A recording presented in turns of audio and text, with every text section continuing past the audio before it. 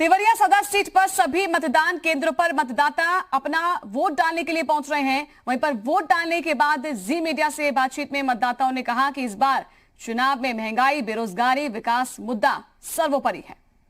इन्होंने कहा कि पोस्टल बैलेट की भी व्यवस्था है।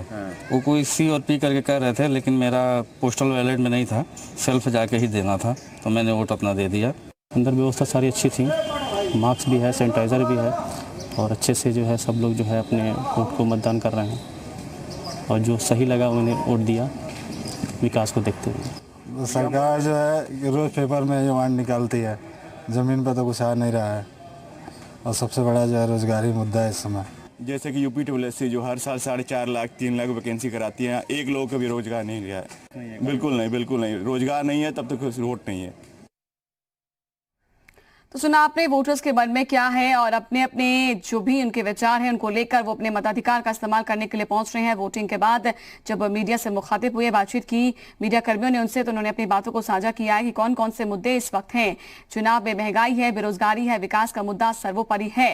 हालांकि इन सीटों पर जीत या हार का जो है सरकार पर कोई असर नहीं पड़ने वाला है, लेकिन ये जरूर जो है राजनीतिक विश्लेषक मान रहे हैं कि 2022 मिशन जो है जनता का मूड इससे तय हो रहा है और इससे पता चलेगा कि क्या है जनता का मूड। तो ये 7 सीटें बहुत अहम है। हालांकि 2017 में अगर हम 6 सीटों की बात करें तो 6 सीटों पर बीजेपी का कब्जा रहा। अब क्या होता है वो जनता ही तय करेगी। एक एक सीट की कैंडिडेट्स की जानकारी आप अपने टीवी स्क्रीन पर जो नीचे पट्टी चल रही है उस पर पढ़ सकते हैं और आप जान सकते हैं कि आपके क्षेत्र में कौन कैंडिडेट है, कौन सी पार्टी से। तो आप जाइए, अपने मताधिकार का इस्तेमाल कीजिए, लोकतंत्र के इस पर्व में अपना सहयोग जरूर करें। तो उत्तर प्रदेश की 7 विधानसभा सीटों पर उपचुनाव का ऐलान जैसे ही हुआ वैसे ही तमाम पार्टियों ने अपनी जोर आजमाइश शुरू कर दी। लेकिन इस बीच जो देखने को मिला वो ये था कि सबसे ज्यादा ताकत झोंकी बीजेपी ने और हालांकि कांग्रेस की ओर से भी पूरी कोशिश की गई, लेकिन सपा और बसपा नदारद दिखाई दिए। जिस तरह से चुनाव प्रचार होना चाहिए था दोनों पार्टी की ओर से नहीं हुआ। मिशन 2022 के लिए क्या ये जनता का मूड कहता है, ये समझने की हम कोशिश करेंगे। इसके पास मैं आऊंगी आप सभी के पास, लेकिन उससे पहले पवन त्रिपाठी और नवीन हमारे साथ लगातार बने हुए, दोनों का मैं रुख करूंगी। पवन, जरा बताएं, जो हम सीट्स को लेकर बात कर रहे हैं एक एक करके, उन सीट्स में हलचल बहुत तेजी के साथ बढ़ रही है क्योंकि समय बढ़ रहा है, वोटर्स आ रहे हैं, क्या हलचल चल रही है अभी बताएं जरा जल्दी। बिल्कुल, मैं आपको बता दूं कि देखिए अभी जो बिल्कुल ताजा रुझान मेरे पास आए हैं, मैं अपने सहयोगी मोहित से पूछूंगा क्योंकि ग्राउंड जीरो पर मोहित और मैं दोनों मौजूद हैं। मोहित, अभी जो ताजा रुझान आए हैं उसमें कितनी परसेंटेज वोटिंग हुई है सुबह 7 बजे से?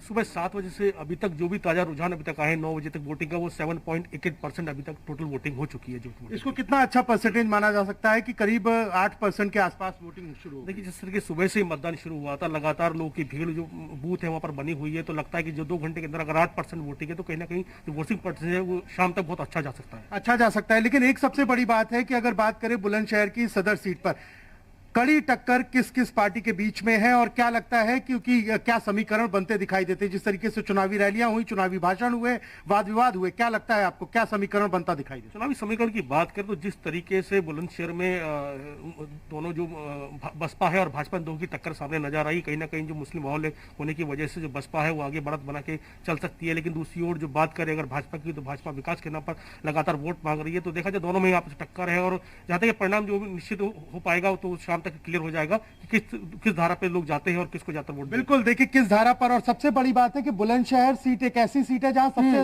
ज्यादा प्रत्याशी खड़े हुए हैं। 18 प्रत्याशी यहां पर मौजूद हैं। और मैं पीछे आपको दिखाऊं कि जो लाइनें आप देखिए, लाइन लगनी यहाँ से सुबह से ही शुरू हो गई थी। 6:45 बजे हमने लोगों को देखा था बूथ पर पहुंचते हुए और अब अच्छी खासी लाइन है। कोविड नियमों का पालन हो रहा है क्योंकि सर्कल बनाए गए हैं ताकि किसी तरीके की कोई भी दिक्कत किसी को ना हो। आप समझ सकते हैं कि जिस तरीके से यहाँ पर जागरूक मतदाता पहुंच रहा है और करीब 8% वोटिंग सुबह 9 बजे तक हो चुकी है, तो इसका मतलब माना जा सकता है कि कहीं ना कहीं पब्लिक, जनता बहुत ज्यादा अवेयर है और बहुत सारे मुद्दे उनके दिमाग में होंगे। वो सोचकर घर से निकल रहे हैं कि हमको किन मुद्दों पर इस चुनाव में वोट डालना है, विकास की रफ्तार देखनी है, हमें क्या करना है, जो पुराने काम हुए हैं या नहीं हुए, ये सारे मुद्दे देखने होंगे। अपने कैंडिडेट को उसी हिसाब से चुनना होगा। जी ठीक है, आप बने रहिए। पवन हमारे साथ, विशाल भी हमारे साथ जुड़ चुके हैं और नवीन भी बने हुए। नवीन, पहले मैं आपका रुख कर रही हूँ, आप बताएं अभी कितना वोटिंग प्रतिशत हम आंक सकते हैं, क्योंकि पवन ने तो बता दिया लगभग 21 के लगभग। पवन, मैं ठीक कह रही हूँ 21% बताया था उन्होंने? जी बिल्कुल, माफ करिएगा, ये 8% मतलब 8%। सुबह 7 बजे ठीक है, से लेकर क्योंकि यहाँ पर 9 मास्क बजे उनके तक चेहरे पर था तो 8%। समझ नहीं आया था, इसलिए मैं आपसे कंफर्म कर रही थी 8%। नवीन, जरा आप बताएं वहां पर अभी कितने मतदाता लग रहे हैं कि ज्यादा वोटर वहां पर पहुंचे हैं, क्या अभी वहां हलचल चल रही है, बताएं जरा।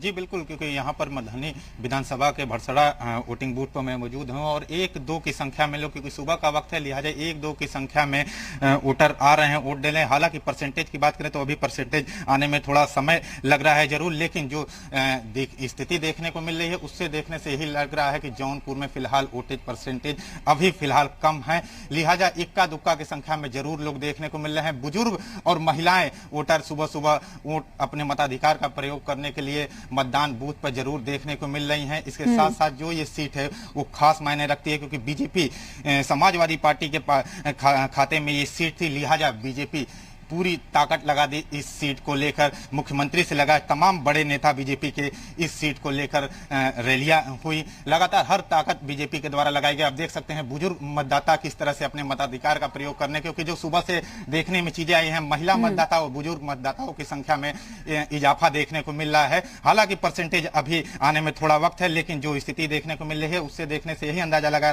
जा सकता है कि 9 बजे तक जो आंकड़ा होगा 5 या 6% ठीक है, मतलब अभी यहाँ पर हम कहेंगे कि जनता अभी नहीं निकली हो, इस हिसाब से अंदाजा हम लगा रहे थे। अब हम विशाल का रुख कर रहे हैं। विशाल, जरा आप जानकारी दें, क्योंकि अब जैसे जैसे समय बढ़ रहा है, 9 बज चुके हैं, 9 बजे से ज्यादा का समय हो गया है। अगर देखा जाए तो 8-10% ही अक्सर रहता है। अगर शुरुआत में इतना प्रतिशत वोटिंग होती है तो अंदाजा लग जाता है कि शाम होते होते कितने प्रतिशत में वोटर्स जो है बाहर निकल चुके होंगे और कितने प्रतिशत वोट होगा। ज्यादा जितने वोट होते हैं उतना अच्छा रहता है। अभी वहां पर क्या चल रहा है? देखिए, चुनाव आयोग अभी कुछ ही देर के बाद जो एग्जैक्ट आंकड़े हैं वो जारी करेगा। करीब 9:20 के आसपास ये एग्जैक्ट आंकड़े जारी किए जाएंगे, लेकिन अनुमान ये माना जा रहा है कि 7 से 8% का जो वोटिंग परसेंटेज ओवरऑल रहेगा वो देखने को मिलेगा। फिलहाल चूंकि अगर उपचुनाव की बात करें तो लोगों के अंदर थोड़ा सा क्रेज कम रहता है, ऐसे में वोटिंग परसेंटेज कम रहता है। लेकिन इस बार चूंकि चुनाव आयोग ने भी तैयारियां की हैं, ऐसे में लोगों को जागरूक भी किया जा रहा है, तो उम्मीद लगाई जा रही है कि इस बार वोटर्स फर्स्ट क्लास पास होंगे। लेकिन ये जो वोटिंग परसेंटेज है ये 11 बजे के बाद थोड़ा सा बढ़ता है, क्योंकि जिलों में छुट्टी कर दी गई है। जहां जहां पर ये विधानसभा के उपचुनाव हो रहे हैं उस जिले में पूरी तरह से छुट्टी कर दी गई है, अवकाश घोषित पहले से कर दिया गया था। तो 11 बजे के बाद चूंकि अभी थोड़ा सा हल्की सी ठंड पड़ने लगी है, तो जाहिर सी बात है कि लोग थोड़ा सा अवॉइड कर रहे हैं कि थोड़ा सा धूप निकल जाए तब हो जाए। 11 बजे से 2 बजे तक का जो पूरा वक्त होता है उस वक्त वोटिंग परसेंटेज बढ़ने की उम्मीद होती है। 2 बजे के बाद 3 से 4 बजे तक का जो समय होता है वो थोड़ा सा हल्का रहता है, लेकिन 4 बजे के बाद अचानक से भीड़ जो है वो पोलिंग बूथ की तरफ जाती है और जो 6 बजे तक रहती है। और इस बार चूंकि साफ तौर पे कह भी दिया गया है कि 6 बजे तक जो भी मतदाता पोलिंग बूथ के अंदर होगा वो वोट डाल सकेगा। और चूंकि इस बार थोड़ा सा बाउंडेशन है कि एक बूथ पर 1,000 लोग वोट डाल सकते हैं, उसके बगल में सहायक बूथ बनाया गया है, तो इस बार थोड़ी सी दिक्कत भी आएगी। तो ऐसे में वोटिंग परसेंटेज जब अभी जो 9 बजे का आएगा वो करीब 7 से 8 के आसपास आएगा, लेकिन इसके बाद जब 11 बजे वाला वोटिंग परसेंटेज आएगा तब उसमें बढ़ोतरी होने दिखाई पड़ेगी। हो सकता है कि 20 से 21% आए। और हम उम्मीद भी करते हैं, और जो दर्शक हमको देख रहे हैं हम उनसे अपील भी करते हैं कि जिन विधानसभा क्षेत्रों में चुनाव है वो वोटर्स अपने घर से निकले, इस लोकतंत्र के महापर्व में हिस्सा लें। ठीक है विशाल, ठीक है।